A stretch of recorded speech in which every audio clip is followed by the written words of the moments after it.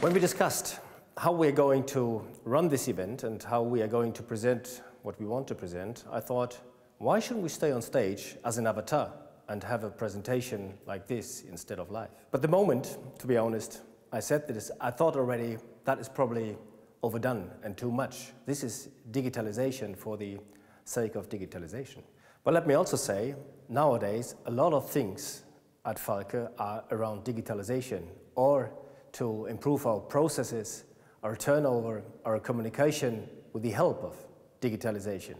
So digitalization has a special meaning also for Falke. And then we thought, why shouldn't we make a little movie that demonstrates the capabilities of our new photo studio?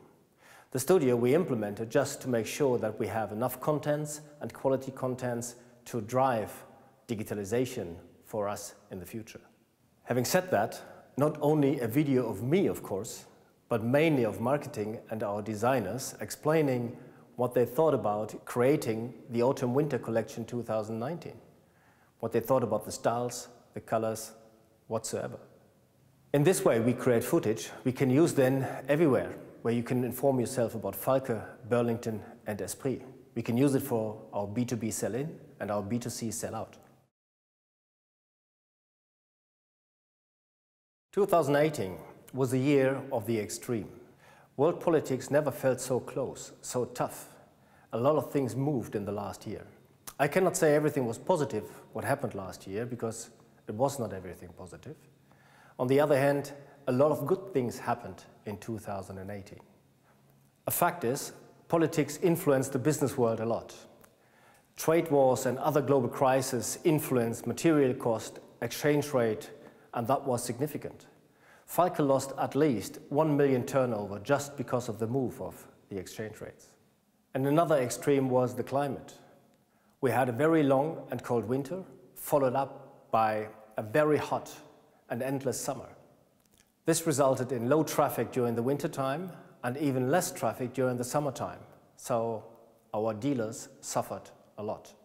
The world's fashion business grew by 4 to 5% in 2018, and this was driven mainly by the premium segment and the Chinese market. Europe, as the main turnover area of Falke, couldn't participate in that way. Germany, for example, had a negative growth of -8% in the fashion business. So, how will the next years develop and the years after? What will be the online business and the online stake and the fashion turnover as the biggest market of the e-commerce? The expectation is that the premium segment will drive the market and e-commerce will significantly grow.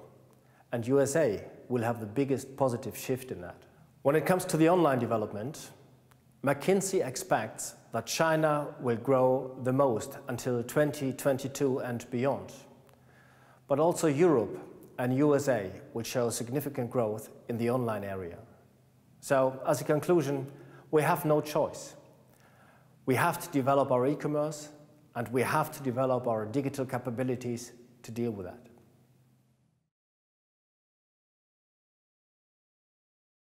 Talking about the chances and the challenges of e-commerce, this means at the same time that we will have to expect even more problems in the brick and mortar business. We have to expect a lot of changes in that area. The traffic is going down in our high streets, in our downtowns, and a lot of retailers will face even more problems in the future. In particular in Europe and in the US, we see a lot of retail doors closing. Even big chains have big problems to deal with that situation. Fusions and other forms of consolidation are on their way, and we think this was not the end of that story. But not every retailer is simply suffering. A lot of them try to fight the current situation. Some with simply entering the online business, others with trying new concepts and try to attack a different competition. The competition regarding the leisure time of people, with in-house surfing, sports centers, nice restaurants, beautiful bars, and other things.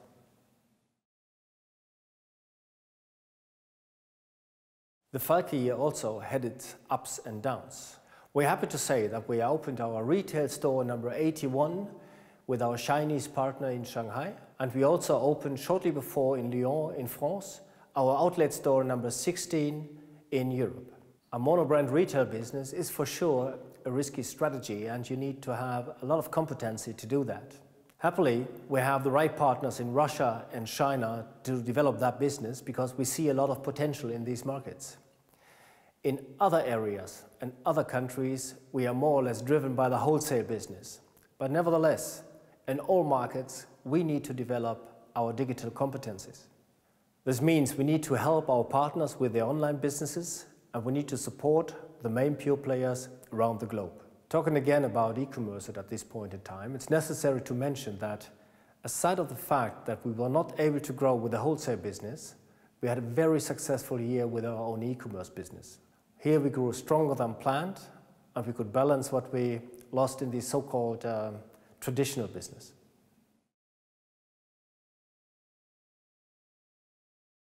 Some first good steps we also made in the travel business area, on our own and with partners. From Germany, Austria, Switzerland to Russia, we made some good progress at some airports. So this is the business we're going to continue in the future. We're going to spend some extra effort. So stay tuned on that journey.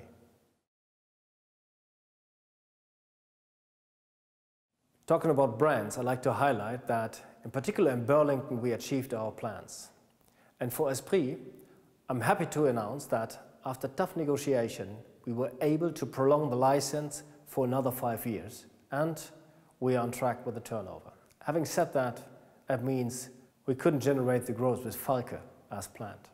To sum it up, in a very competitive environment, we wanted to grow, but unfortunately, we were only able to keep the existing turnover from last year. Let's talk about 2019. There is no change in the strategy. Falke has to grow, and we are able to do it. We hired the right people, and we are creating the right tools. The growth areas are digitalization, internationalization, retail, and as announced in December last year, we are also focusing on the apparel business again. A new collection for men and women with a new positioning. We call that a leisure-driven collection, elegant performance meets sporty elegance. This new collection will be marketed with our existing partners in Russia and China, and for the rest of the world, we are entering the market with agency partners. Finally, I want to make one important point. Strategy is nothing, execution is everything. In 2019, we need to improve our business operations, our supply chain, and our sales focus to generate the growth we need. Let me quickly say what we have to focus on in sales. Never compromise on our brand. Not in retail, not in e-tail, nor in wholesale. Select the right assortment. Dominate the best location in the store. Make sure that you have a perfect condition that drives rotation. An empty arm is a sin. Go back to the loop where competition is blocking consumers away from Falke. Generate second placements in the hot zones of the store. Hunt for accessoire placements in other fashion areas of the store. E-tail execution is as important as retail execution. And finally, start from January onwards. Don't wait. What you lose at the beginning, you never catch up in the end. Easy rules, but hard to follow, I know. The good news is, we have fantastic products at our hands. With the spring-summer collection leaving the warehouses today, and with the autumn-winter collection, you will know as of today. I really hope that at the end of the event, you are as excited as I am about the new collection. Now I'm really looking forward to the presentation of the designers and our product managers to show us what it's all about. I wish everybody a good event, and for those I haven't seen so far, a happy 2019.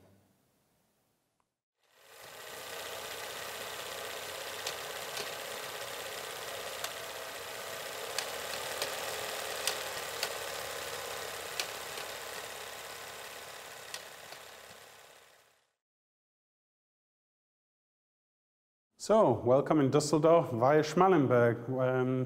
by our new photo studio. It's a beautiful building, and it really reflects what we're going to talk about in the first stage of this presentation, which is our goals, and the major feature here is simplification. This building, we basically stripped out everything to the concrete frame, and then we built the technology and the technical, the electric, the cooling, etc. So this is a perfect example of simplification. And I think if we look at our goals for 2019, we should approach with a similar thesis, because, you know, we're 124 years old. We're a large structure. Disruptive principles don't really work for us as a business model, but disruptive for us could be to be simplistic in our approach to our goals. And if we look at 2019, our absolute goal for all our employees in the company is more end consumers happily wearing our product. You know, happy end consumers basically become loyal end consumers, and then our business will grow automatically.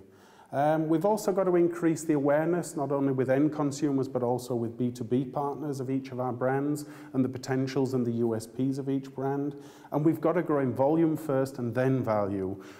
Historically, we've always done our budgeting by value. I think we'll see in the future we're going to go by customer, and I think we have to think much more on volume, because then value comes automatically. And for sure, we have to be more efficient with our bottom line.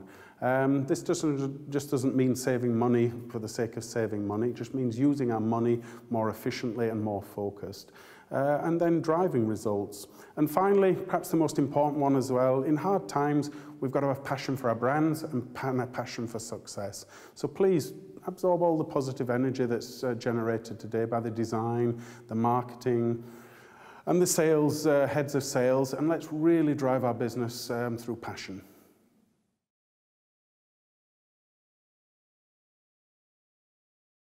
Health, ecology and fair trade, and dramatically global warming. 2018 was the year when the reality of global warming struck home to every end consumer. I think no world leader today can say it's a conspiracy theory.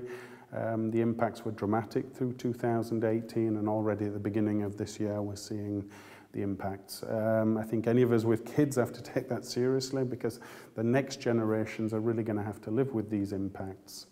But let's move back first and talk about health. We launched a lot of health or functional products in 2015. On supported POS, they're working well. I think what was very clear from the beginning with this type of product is that it really needs support. It needs the selling staff on the POS to really support and inform the end consumer, because it's not so self-explanatory, even with the best packaging in the world. And I think we have to build that out. But one of the very positive impacts is with a couple of experiments in the digital world, one with Amazon and one with Kufize, that we really saw that when we can come directly in contact with selling tools which are much more flexible in the digital world, with film, with video, live presentation, we can sell this product very successfully. So slow performers have really turned into very good performers. And I think this is something we'll be building out, and I'll be talking about that a little bit later with what we call digital niches.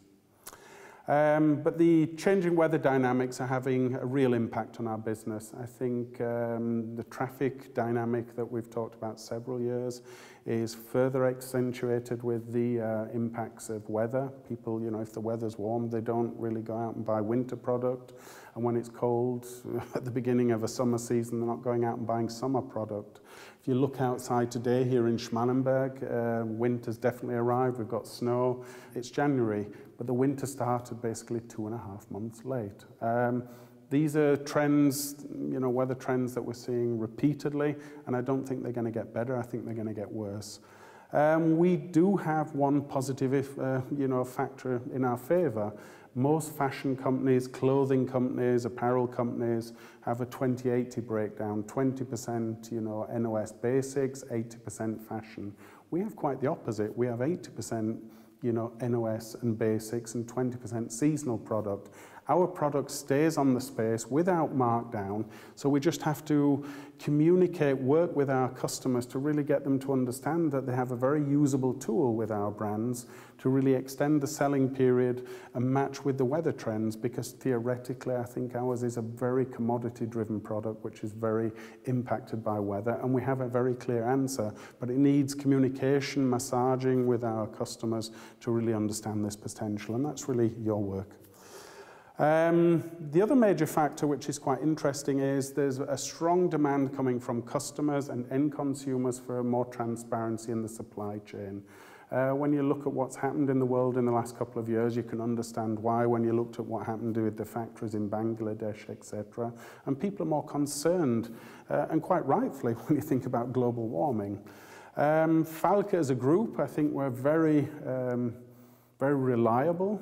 We work in markets, we produce in marketplaces where, you know, employee rights or ecological values are just the laws of the land. You know, we have to respect them. But we also work with standards like BCSI and Ecotex.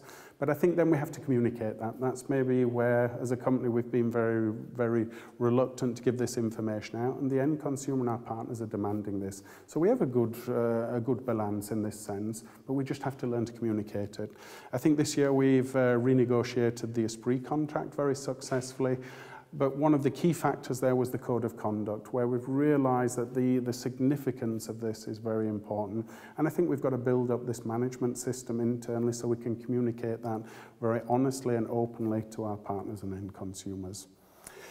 And then we have to think about how, as a company, can we really look into the future in a very considered and consequent way and reduce the impact of global warming in our production processes and also polluting.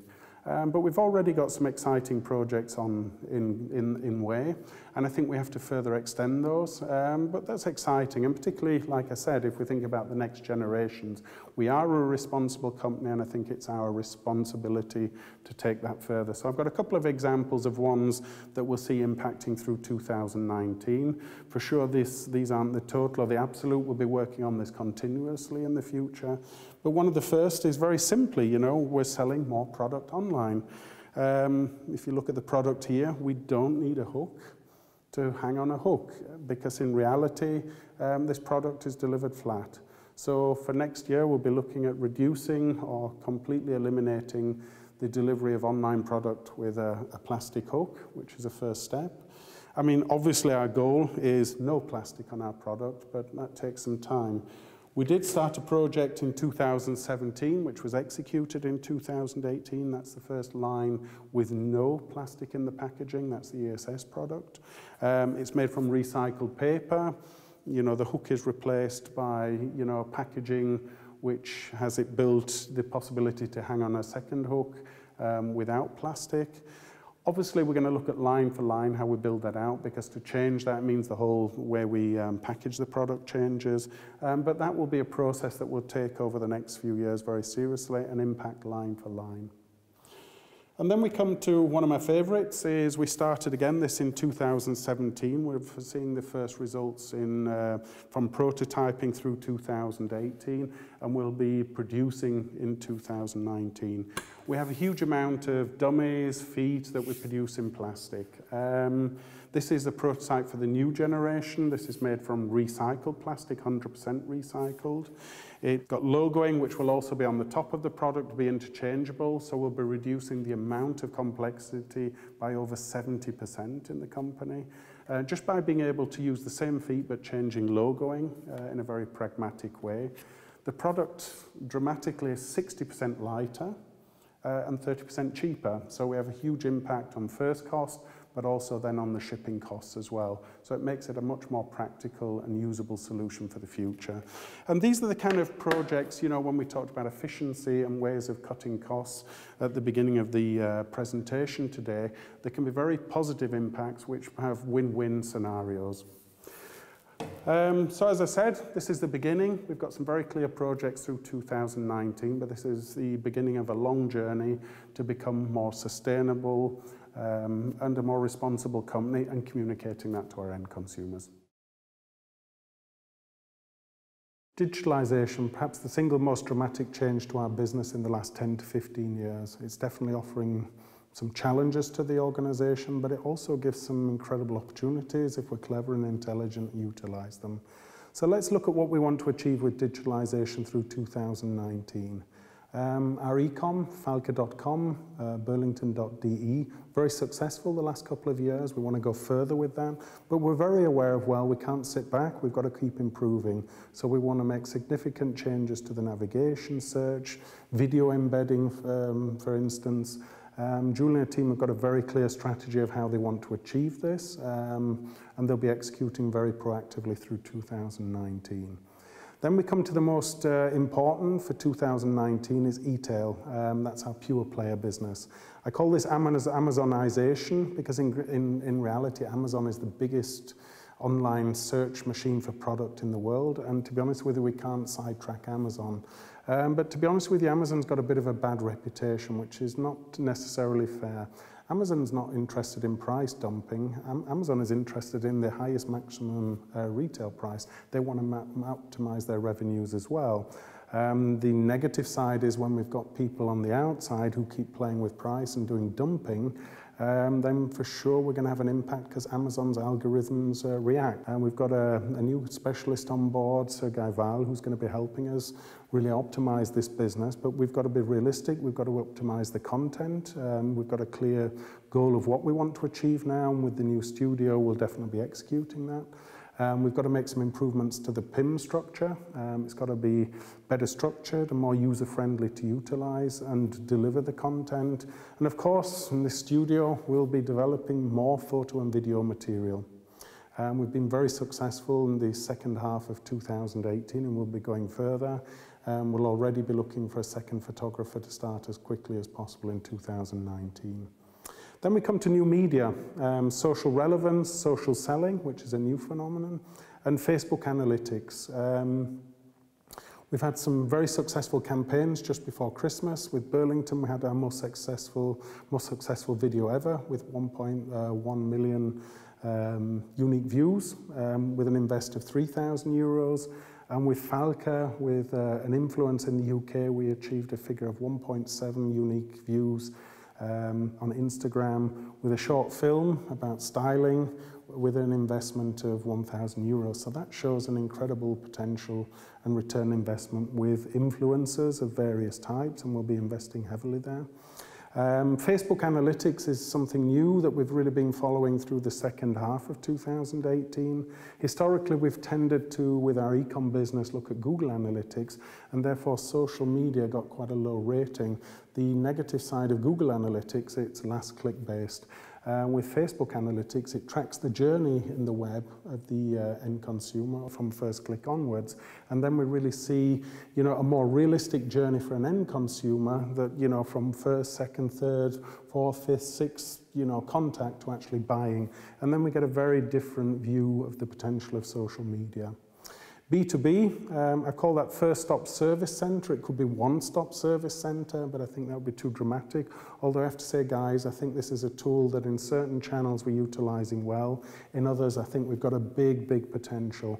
So one of our goals through 2019 is to make this a KPI and really force the usage. And the idea is then our customers can serve themselves. They can name a telephone, or they can always go to a specialist internally, but realistically, they should be served with a B2B tool. Then we come to digital muster platter. This is something new. We're experimenting with Esprit for the coming season. And what is a digital muster platter? The phase one is, a landscape format, which is like a screen. But as you see, the different colorways are no more little blocks anymore. They're actually fully visualized three-dimensional sketches of the actual product. Here again, you also see a visualization. These are actually generated in a computer, but when you see them, they look like a photograph. We realize that the customer, and I think even a lot of the sales team think that a real product is still important. So we've got a real product on most of the platter, so you can touch, feel, so the tactility of selling is still there. But again, it's just one printed platter, so that saves a lot of money and time and complexity, and it also means in the end you're going to have less platter in in your boxes and less boxes to carry around in the future. So it gives you some certain logistic advantages as well. Then we come to digital POS, an exciting theme. Obviously, we'll be experimenting first with our retail because, again, not every digital execution has been successful for other partners. And I think it's important to find out what works for our business and for our product categories. So we've already implemented in the last 3 retail projects. We'll also be experimenting with Burlington and the new store that opens in Dusseldorf in the Shadow Arcade. And we'll be having a mixture of entertainment at POS as well as logical selling support information digitally. So that'll be an exciting potential. And then once we fine-tune that, we'll be rolling out to key account and partners as relevant. Then we come to digital niches. For me, one of the most exciting projects because we've got 2 specific categories, hero worship. One of our biggest challenges is we have in a lot of our brands fantastic hero products. You know, products that are known by name, that have a real solid customer base. But how do we celebrate them, find new end consumers for them? Well, the answer is digital niches. We can focus very clearly on target customers and on an extension of a target customer base for a product through social media, through performance marketing, and it's a combination of all these different areas where we can worship heroes, or on the other side, target real niches, which is product that we're having real trouble selling in classic POS where there's no support, cellulite control, in the sports area with the Achilles product, but it also gives us the potential to extend, oversized product for men. We have an incredible assortment, the best in the world if we're really honest, but we need to reach the end consumers more specifically, and digitally we can do that. So I think this will be a project where we'll be looking at a combination of how to build our heroes further, find new end consumers for them, and build out digital niches. And I'm very excited by this project, and I think the team as well. So we'll see some impacts. And then I could understand that some of you say, well, how does that really help my business? Well, it goes back to our principal goal, to win more end consumers. And at the end of the day, if people are wearing Falke, Burlington or Esprit, and they're happy with the product, they're going to come back and buy in different channels today, because we know that in reality, most end consumers are still buying over more channels. So it's really building our awareness and finding new end consumers for the brand in total. So that's digitalization. Sportification, perhaps my favorite theme of the day. This is the gelling together of 3 of the most important megatrends we've been trying to address for the last 10 years. First of all, sports, the influence of sports product on, street fashion, lifestyle. The second is, democratization of the generations.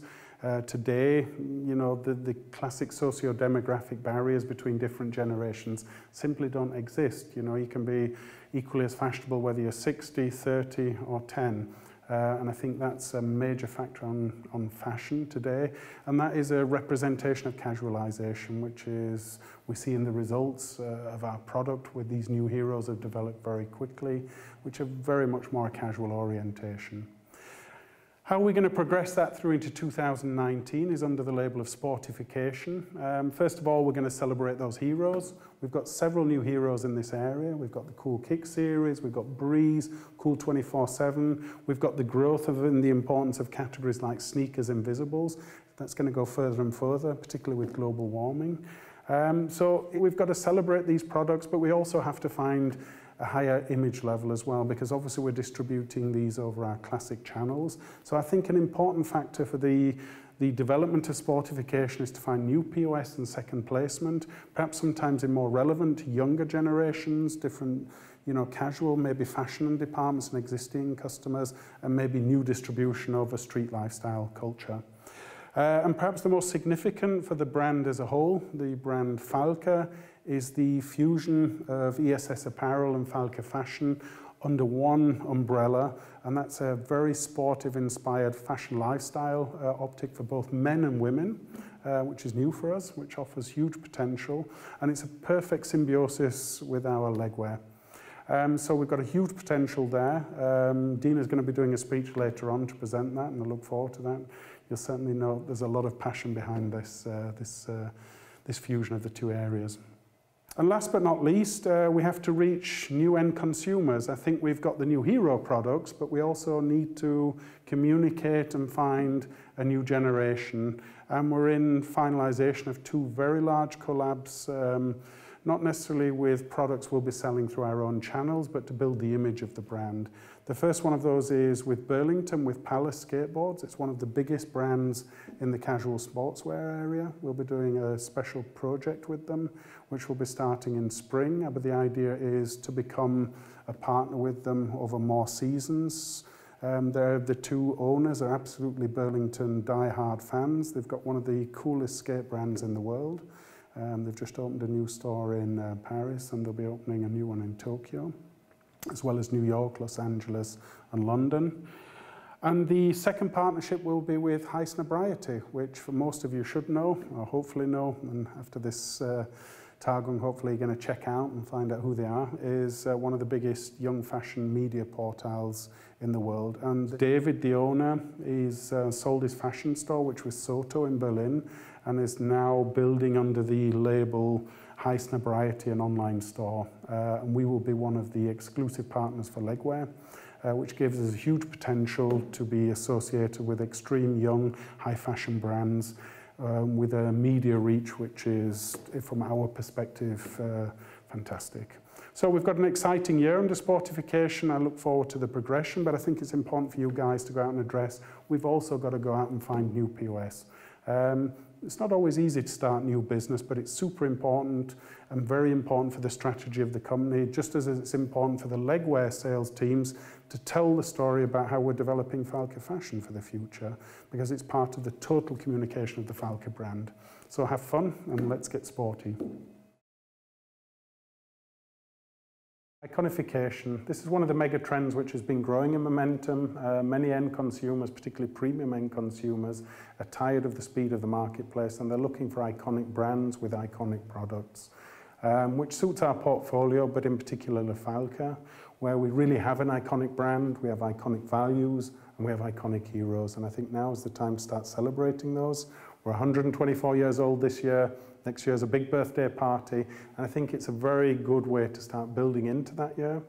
And I'd like to end on a special statement that you've heard before, but one I find very relevant to our brand and the positioning, particularly with the association with feet. It's from Bruce Chatwin. A man's real home is not a house, but the road, and that life itself is a journey to be walked on foot, which is a very apt speech about the reality of lifestyle and the importance of feet and hopefully legwear. At this point, I'd like to make a very warm welcome to a special guest we've got coming from Lufthansa to explain a little bit about the repositioning of another iconic German brand.